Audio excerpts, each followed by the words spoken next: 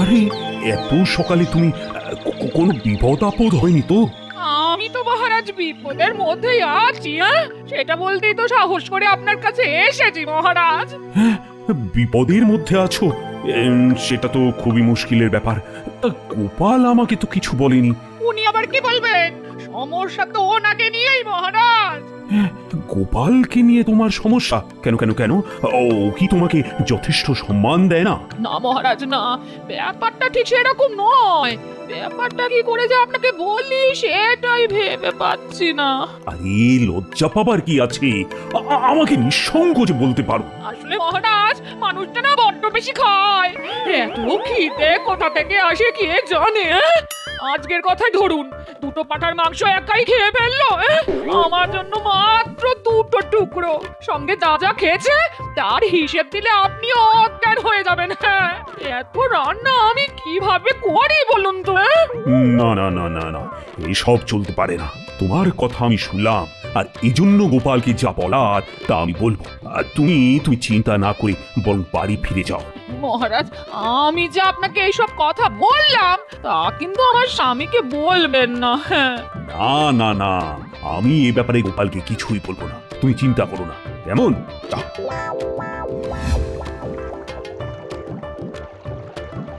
মহারাজ, যথারীতি গোপাল এখনো আসেনি। প্রতিদিন যদি গোপাল দেরি করে আসে তাহলে তো ওকে রাজসভায় রাখার কোনো মানেই নেই। সময় মতো আসবে কি করে? আজ দুটো পাঁঠার মাংস তো ও একাই খেয়েছে। ওর গিন্নির জন্য রেখেছে মাত্র দুটো টুকরো। আচ্ছা আচ্ছা, ও কি পাগল হয়ে গেছে? এত খাওয়া কোনো মানুষ খেতে পারে? আমি তো ভাবতেই পারি না। আমি বারবার আপনাকে এই কথাটাই বলতে চেয়েছিলাম যে গোপাল ঠিক মানুষ নয়, অন্য কিছু হতে পারে। মন্ত্রী কাকে অমানুষ বলছিল মহারাজ? নিশ্চয়ই আমাকে নয়। গোপাল, তোমার কি নিজেকে মানুষ বলে মনে হয়? গোপাল, তুমি ভেবে বলো না, তোমার কি নিজেকে মানুষ বলে মনে হয়? মহারাজ, মানুষের সংজ্ঞাটা কি সেটাই তো জানি না। আচ্ছা, কোনো মানুষ একাই দুটো পাঁঠার মাংস খেতে পারে? তা তো আমি ভাবতেই পারি না। আর তুমি সেটাই করে দেখালে, বাড়ির কারো জন্য কিছু রাখলে না। গোপাল, তোমার মধ্যে একটা পশু ভাব এসেছে এবং সবাই সেটা লক্ষ্য করেছে। আচ্ছা, এবার তুমি বলো তো, এই আমার রাজসভায় তুমি থাকবে না স্বেচ্ছায় চলে যাবে? সবাই, এমনকি আপনিও যখন আমায় পশুর সঙ্গে তুলনা করছেন তখন আমার চলে যাওয়াই উচিত বলে মনে হচ্ছে মহারাজ।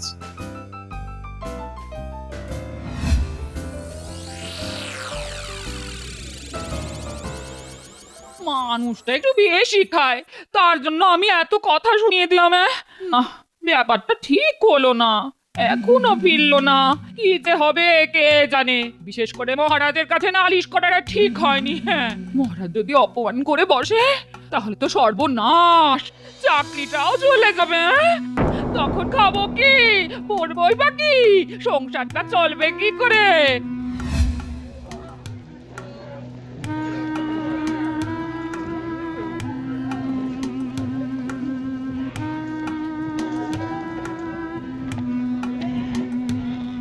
আরে গোপাল যে, আমার দোকানে তা কি ব্যাপার?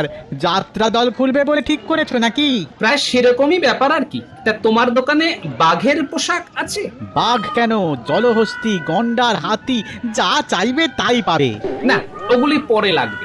আপাতত আমার বাঘের পোশাকটাই চাই, বুঝলে? তা হঠাৎ তোমার বাঘ সাজবার ইচ্ছে হলো কেন বলো তো? ওই আমার পাড়ার নাতি নাতনিদের ভয় দেখাতে। ওদের বলেছিলাম বাঘ দেখাবো, কিন্তু বাঘ দেখানো কি সহজ কাজ? তাই ভাবলাম নিজেই বাঘ সেজে ওদেরকে চমকে দিই, এই আর কি। তা ভাই গোপাল, তোমার মাপের বাঘের পোশাক তো নেই। দুটো বাঘের পোশাক জোড়া দিয়ে বানাতে হবে। তোমার কাঁচি আছে তো? আর সুতো আমাকে দুদিনের জন্য ধার দাও তো। আমি দুদিন পরে তোমাকে ফেরত দিয়ে যাবো, বুঝলে? আরে নিয়ে যাও নিয়ে যাও, কাউকে দিয়ে পাঠিয়ে দিলেই হবে। আর একদিন আমাকে দেখিয়ে দিও বাঘের সাথে তোমাকে কেমন লাগে। নিশ্চয়ই নিশ্চয়ই।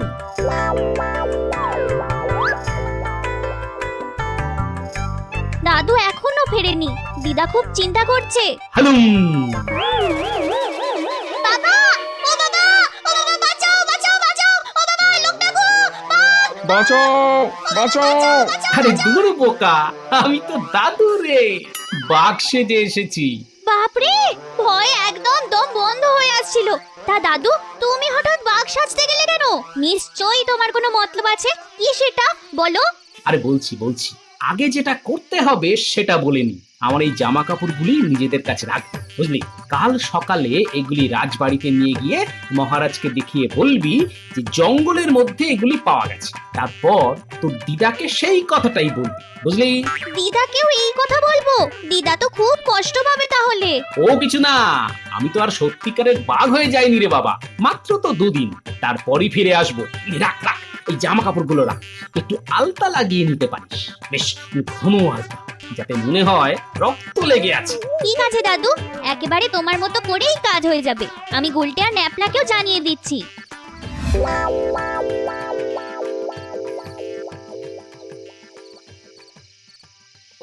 লোকটা কি আর ফিরবে না? আমি কি এমন কথা বলেছি যে তার জন্য একদম বিভাগে হয়ে গেল? বলার মধ্যে বলেছি জলহস্তি, গন্ডার, হাতি। এগুলো কি খারাপ কথা নাকি? আমি তো আর পশু বলিনি। এত রাত হয়ে গেল, এখনো ফিরলো না। আমার তো খুব চিন্তা হচ্ছে, কিছু যদি হয়ে যায় তবে কি হবে গো? আমাকে একা ফেলে তুমি যেও না গো, আমি যে তাহলে বেদবা হয়ে যাব গো। তুমি আমায় কি করে গেলে গো? এত কান্নাকাটির কি আছে দিদা? কি বলছিস তুই বুটি? হ্যাঁ, আজ এখনো দাদু ফেরেনি, তো চিন্তা হচ্ছে না? কাল আমরা দাদুকে খুঁজতে যাচ্ছি, দেখি পাওয়া যায় কিনা। যদি আর না পাওয়া যায় তবে আমার কি হবে গো? আরে বাবা, খারাপ চিন্তা করলে শরীর খারাপ করবে। যাও যাও, এবার একটু ঘুমিয়ে পড়ো তো। গোপাল দাদা, আজ ও বাড়ি না গিয়ে এখানেই থেকে যাও তাহলে। তাই করব ভাবছি। তাছাড়া বাঘের পোশাকটা একটু সেলাই করতে হবে। দোকান থেকে কাঁচি, সুতোও নিয়ে এসেছি। ভাগ্যিস কাঁচিটা দোকানদার দিয়েছিল, তাই কেটে কুটে এখন যা দাঁড়িয়েছে, গায়ে একদম খাপে খাপ হয়ে যাবে। এবার শুরু হবে গোপালের ভেলকি। কাল ভাবছি গোপালের বিদায়ের জন্য রাজসভায় রসগোল্লা নিয়ে যাব। মহারাজ খুব খুশি হবেন। এসব আবার করার কি দরকার আছে বলো তো?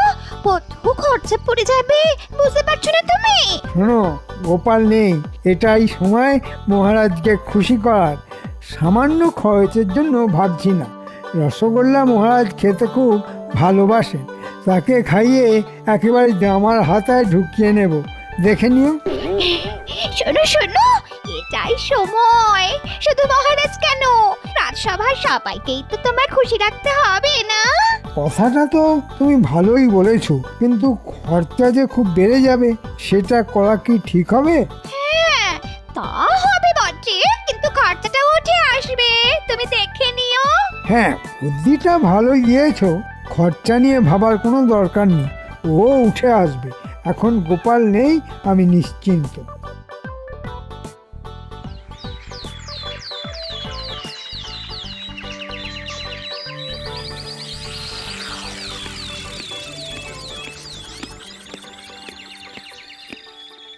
মহারাজ, আজ সকলের জন্য এই সামান্য রসগোল্লা নিয়ে এসেছি। হঠাৎ সবাই মিলে ভাগ করে খাবো, এই আর কি। সাধু সাধু, আজ গোপাল থাকলে একাই সাবড়ে দিত। আগে সত্যি কথা বলতে কি, গোপাল বিদায় হতেই ভাবলাম যাই মহারাজকে রসগোল্লা খাইয়ে আসি। এই নিন, একেবারে গরম গরম রসগোল্লা খান। আরে রাজসভাতে বাঘ ঢুকে গেল! প্রহরী প্রহরী, বাঘকে ধরো, আটকাও! ব্যাঘ্রং ব্যাঘ্রং রাজসভাতিং।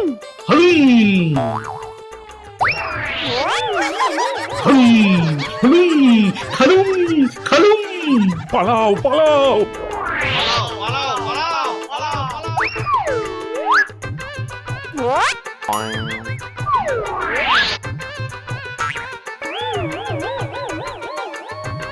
রাজবাড়িতে বাঘ পড়েছে! সর্বনাশ সর্বনাশ হয়ে গেছে! রানী রানী, বাঘ বাঘ বাঘ! চলো চলো চলো, খাটের তলায় লুকোই। সে কি, রাজবাড়িতে বাঘ? খাটের তলায় কেন? জানলা দিয়ে ওই গাছটার ডালে বসে থাকি না কেন মহারাজ? আগেরে আমাদের খুঁজে না পেয়ে চলেও যাবে। ব্যাকগ্রাউং ব্যাকগ্রাউং খাবেন খাবেন। হালুম হালুম খালুম খালুম। বাঘ ভাই আমাকে খেয়ে কি করবে বলো? আমার এই তো শরীর, মাংস নেই বললেই চলে। যে পরিমাণ রসগোল্লা খেলে দেখে মনে হচ্ছে গোপালও তোমার সঙ্গে পেরে উঠবে না। গোপালকে খেলে তোমার পেট ভরে যেত। তুমি আজ চলে যাও না ভাই, গোপাল ফিরলে এসো। কোথায় গেলে তোমার দেখা পাবো বলে দাও, আমি নিজে গিয়ে তোমায় নিয়ে আসবো। মালুম মালুম হালুম। ওরে বাবা রে বাবা, না তোমাকে আর জ্ঞান দেবো না। আর কিছুক্ষণ এখানে থাকলে আমাদের কাপড়ে চোপড়ে হয়ে যাবে ভাই। হালুম হালুম গেলুম। এই বেটা পণ্ডিত, ওইভাবে ঝুলে থেকে বাঘ তাড়ানো যায়? দেখলে কেমন ভাবে বাঘটা আমার কথা শুনে চলে গেল। দুর্গন্ধং দুর্গন্ধং। ইমা, তোমার যে কাপড়ে চোপড়ে হয়ে গেছে গো মন্ত্রী। কি অসভ্য বাঘ রে বাবা, আমার গায়ে করলি কেন? পণ্ডিতের গায়ে করতে পারলি না? মরকট, নির্বোধ, হতচ্ছাড়া, বিড়াল, ছুঁচো। বাঘটা এখনো আছে? নং মহারাজং গেছেন গেছেন। তাহলে মন্ত্রী কার সঙ্গে কথা বলছে? ভয়ের কোনো কারণ নেই মহারাজ, দিয়েছি একটা বাঘকে তাড়িয়ে, কিন্তু এমন অসভ্য বাঘ যে কি বলবো, আমার গায়ে করে দিয়ে গেল। মিথ্যাং মিথ্যাং মহারাজং।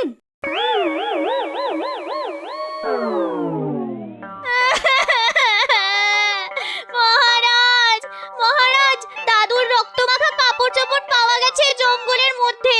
দাদুকে দুদিন ধরে পাওয়া যাচ্ছে না বলে আমরা খোঁজ করতে করতে ওখানে যাই। মনে হচ্ছে দাদুকে বাঘে খেয়ে নিয়েছে। আরে এ তো সত্যি গোপালের জামা কাপড়। মন্ত্রী আমাদের গোপালকে তাহলে বাঘেই খেলো। হায় হায় হায়, এ কি হলো? গোপাল নেই? না না না, আমি তো বিশ্বাসই করতে পারছি না। সেই বাঘটাই আজ এখানে এসে কি সব করে গেল। আপনি গোপালের কথা বলছেন, আমি ভাবছি আপনার কথা। একটা মানুষকে বাঘ আপনাকে যে খায়নি, সেটা কি কম ভাগ্যের কথা?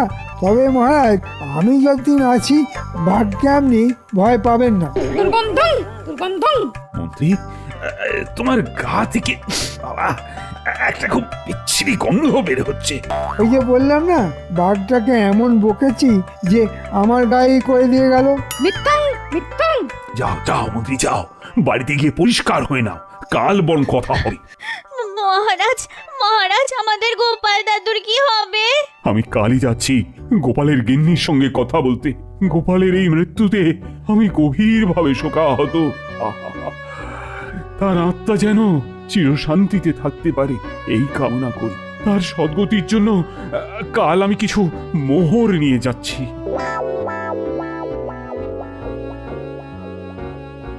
এ তোরা কি শোনালি রে?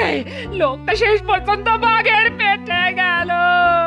সব আমার দোষ। কেন যে মানুষটাকে জলহস্তি বলতে গেলাম কে জানে। ওগো, তুমি আমায় ছেড়ে চলে গেলে। এত বড় ধুরন্ধর তুমি, আমাকে সেই একলা ফেলে গেলে। আমিও আর এই ধরাধামে থাকবো না। এই পুটি আমায় বিষ এনে দে, খেয়ে মরি।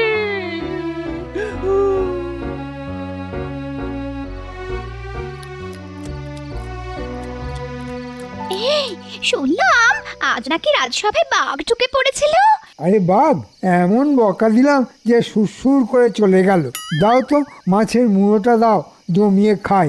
আর কুমড়োর ছেঁচকিটা যা রেঁধেছে না, কোথায় লাগে নবাবের বাড়ি রান্না।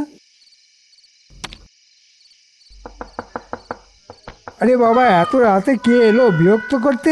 সবে মাছের মুড়োটা মুখে তুলেছি, অমনি কোন রাজপুত্র এলো আমার খাওয়া নষ্ট করতে। দূর যাই, দরজাটা খুলে দিয়ে আসি।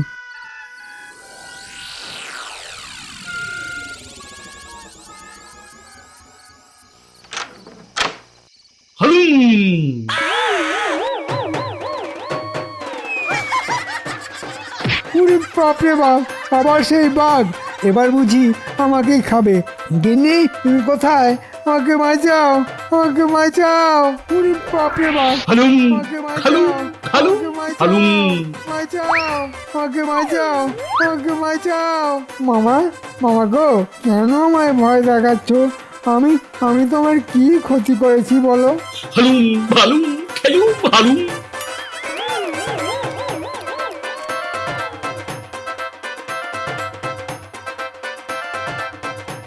কাল আমার বাড়িতে আবার বাঘ হানা দিয়েছিল মহারাজ।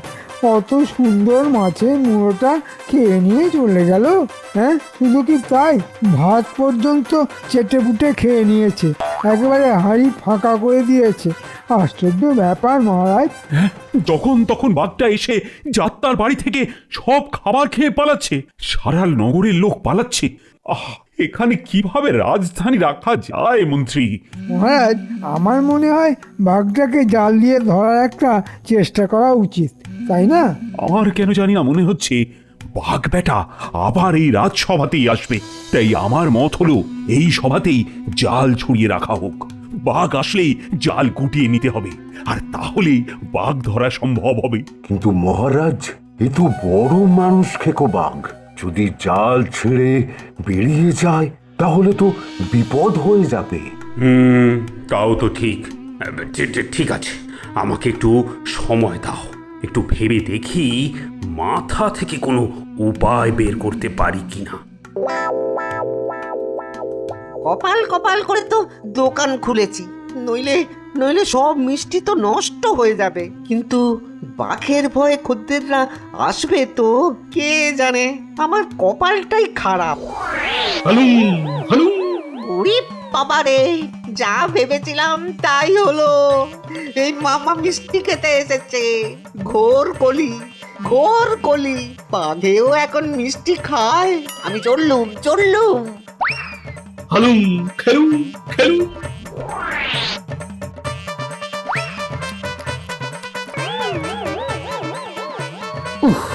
মিষ্টি খেয়ে পেট একেবারে ভরে গেছে। এবার যাই, রাজসভায় গিয়ে দেখি কি হচ্ছে। ধুর ধুর, কোনো উপায় তো মাথা থেকে বেরোলো না। এদিকে সমস্ত নগর জনশূন্য হয়ে যাচ্ছে, সবাই পালাচ্ছে একটা বাঘের ভয়। আমার মনে হয় আমাদেরও এবার পালাতে হবে, রাজধানী অন্য কোথাও নিয়ে যেতে হবে। কি বলো মন্ত্রী? আপনার কথায় যুক্তি আছে মহারাজ, কিন্তু সবাইকে সেখানে নিয়ে যাওয়ার জন্য গরুর গাড়িতে যাওয়া মোটেই নিরাপদ হবে না। আমাদের যেতে হবে ঘোড়ার পিঠে।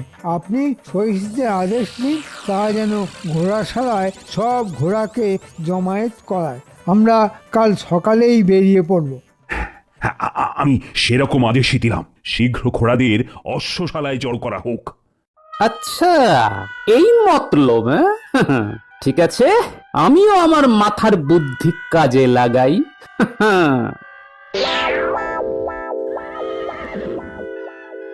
শেষ কাজটা এই বেলা করে ফেলি, ঘোড়াগুলিকে ভড়কে দিই। আগে ঘোড়াশালে ঢুকি, তারপর ডাক ছাড়বো। হালুম হালুম ঘোড়ালুম ঘোড়ালাম, হালুম হালুম।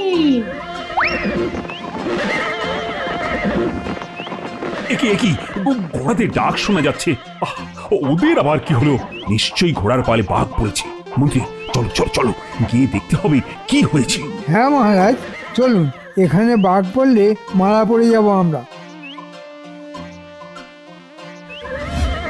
কি মন্ত্রী, আরে সব ঘোড়া পালাচ্ছে কেন? কেন এখনো বুঝতে পারছেন না? বাঘ পড়েছে, বাঘ বাঘ। বাঁচতে চাইলে চলুন আমরা অশ্বশালার ভিতর আশ্রয় নিই। হ্যাঁ হ্যাঁ, তাই চলো, ভিতরে গিয়ে দাঁড়াই।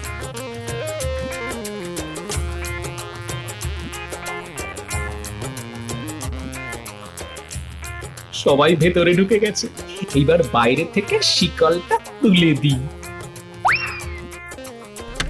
মহারাজ, এখানে থাকাও খুব একটা নিরাপদ নয়। চলুন তাড়াতাড়ি রাজবাড়ি যাই, সেখানে কিছু লোক তো পাবো। কি মন্ত্রী, বাইরে থেকে শিকল কে তুলে দিল? বাঘ ছাড়া আবার কে? এটা বাঘ নয় মহারাজ, অন্য কিছু হবে। মহারাজাও পালাচ্ছে না, পালাচ্ছে না। ঘোরকুলি ব্যাঘ্রং কথাং বলেছি তো। মহারাজাও টুকিং টুকিং আমিং গোপালং। গোপাল, গোপাল তুমি বেঁচে আছো? তোমাকে বাঘে খায়নি? আচ্ছা আচ্ছা আচ্ছা, কেন তুমি আমাদের এভাবে বাঘের ভয় দেখালে বলো তো? মহারাজ, পশু আখ্যা দিয়ে আপনারা আমায় রাজসভা থেকে তাড়িয়ে দিয়েছিলেন। আজ একটা পশুর ভয়েই রাজ্যপাট ছেড়ে সদল বলে পালাচ্ছেন। আমাদের ভুল হয়ে গেছে গোপাল। ওই মন্ত্রীটাই আমাকে তোমার বিরুদ্ধে তাকিয়েছিল। ভাই গোপাল, আমি তো মজা করছিলাম, তুমি রাগ করে চলে গিয়েছিলে। রাগ করো না ভাই। আমিও তো আপনাদের সঙ্গে মজাই করছিলাম ভাই মন্ত্রী মশাই। মজায় মজায় কাটাকুটি হয়ে গেল। এবার শিকলটা খোলো গোপাল, খোলো। নিশ্চয়ই মহারাজ। অশ্বশালায় এতক্ষণ আটকে রাখার জন্য আমার অপরাধ নেবেন না মহারাজ।